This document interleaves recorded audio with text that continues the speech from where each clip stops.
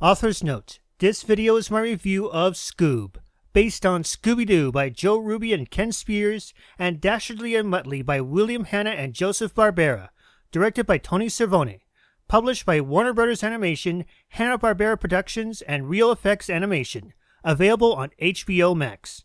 Starring the voices of Frank Welker, Will Forte, Mark Wahlberg, Gina Rodriguez, Zac Efron, Amanda Seyfried, Ken Jeong, Tracy Morgan, Kirstie Clemens, Billy West, and Jason Isaacs as Dick Dastardly. Rated PG.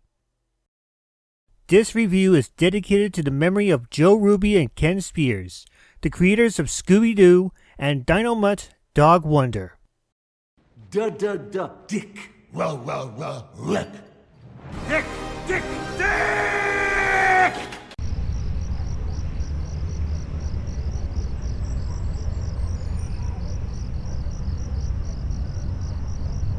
Originally, Scoob was supposed to release in theaters back in May, but the coronavirus pandemic moved this film to Digital and HBO Max, and despite its mixed reviews, it did very well in sales, at least finding an audience during the dark days of what we're all going through. That being said, I still miss the fact that we can't see it at the box office.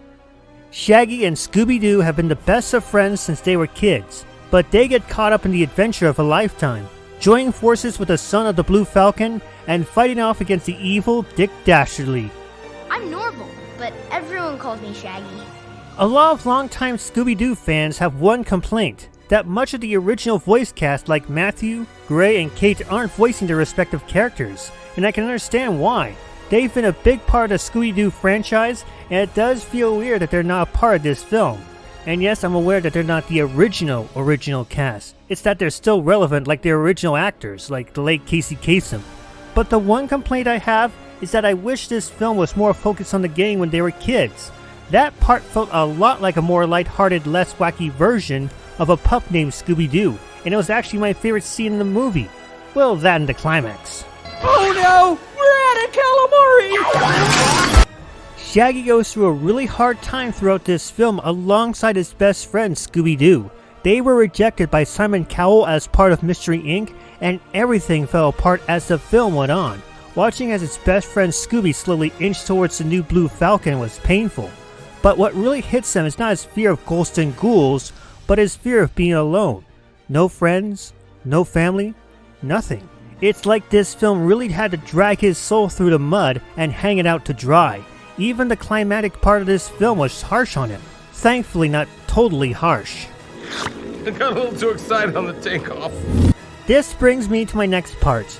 The new Blue Falcon, aka the son of the original. What a self-centered, egotistical punching bag of a chicken. I can think of two non-Hanna-Barbera characters that would be similar to this moron. He really needed to be humiliated and humbled down just to finally get him to realize his potential. On the other hand, I actually enjoyed Dynomutt. Unlike his characterization in the old Hanna-Barbera series, Dynomutt took his job really seriously, having to back up the new Blue Falcon in his fight against Dick Dastardly. Having a snarky attitude also helps. Oh, I had grand plans, that Freddy boy.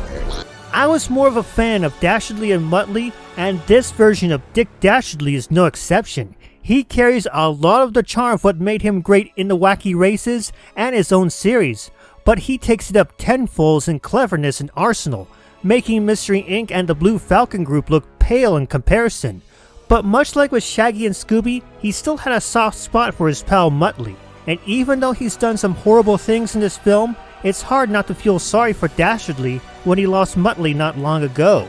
That being said, can we get a movie starring these two? I'd pay to have a Dastardly and Muttley film, either on Blu-ray, in theaters, or on HBO Max. Scoob, you're the best friend I could ever ask for. And he always will be. Even though it does stray from the Scooby-Doo formula, I wound up enjoying Scoob. It felt like a fun romp through most of the film, and it showcases the friendship between Shaggy and Scooby. And besides, if it came down to that live-action Scooby-Doo film and this, I'll take this film any day, anytime, especially if it was Matthew Lillard as Shaggy. Sure, Will Forte is great, but I still prefer Matthew as the voice of Shaggy, succeeding the late Casey Kasem.